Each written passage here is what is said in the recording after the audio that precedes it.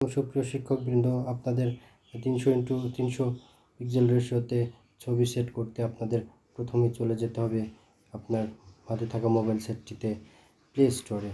তো প্লে স্টোরে যাওয়ার পর সার্চ বারে লিখবেন পিক্সেল ল্যাব, PIXCLAB ল্যাব। তো এটা লেখার পর দেখুন চলে এসেছে।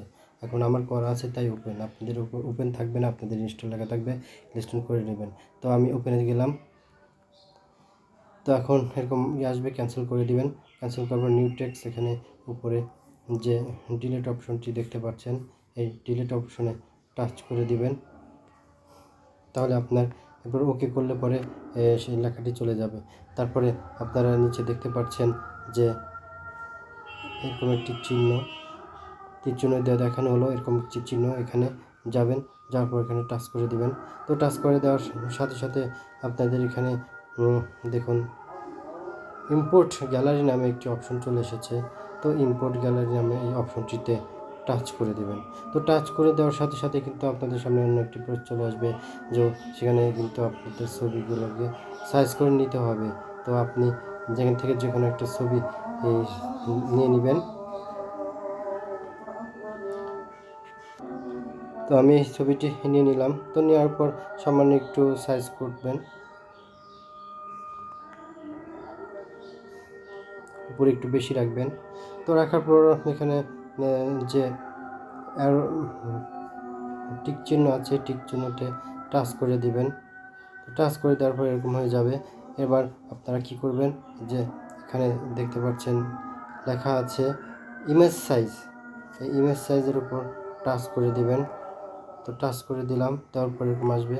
তো এখানে লিখবেন 300, এখানেও লিখে দিবেন 300, তারপরে ওকেতে প্রেস করে দিবেন। তো ওকেতে প্রেস করে দেওয়ার পর দেখতে পাচ্ছেন আমাদের ইয়াটা কিন্তু 300 পিক্সেল হয়ে গেল।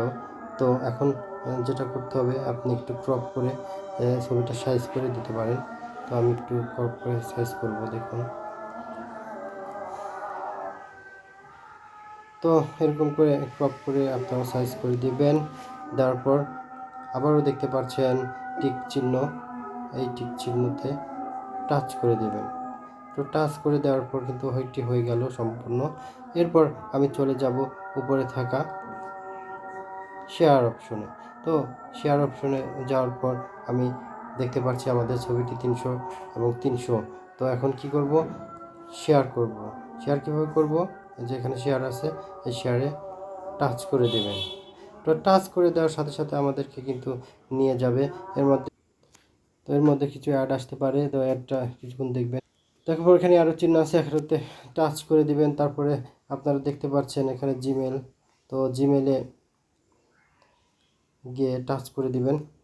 তো আমি টাচ করে দিলাম।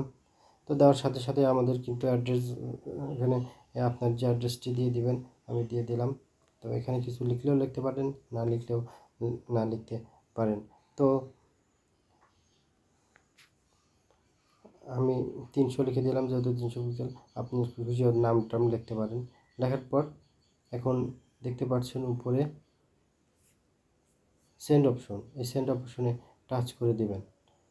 তো এই সেন্ড অপশনে টাচ করে দেওয়ার সাথে সাথে কিন্তু আমাদের ছবিটি জিমেলে চলে যাবে এবং কম্পিউটার থেকে আপনি এটি সংরক্ষণ করতে পারবেন। তো এরপর আপনি আপনাদের কম্পিউটার স্ক্রিনে চলে যাবেন, সেখানে জিমেল সার্চ করবেন এবং ছবিটি পেয়ে যাবেন। তো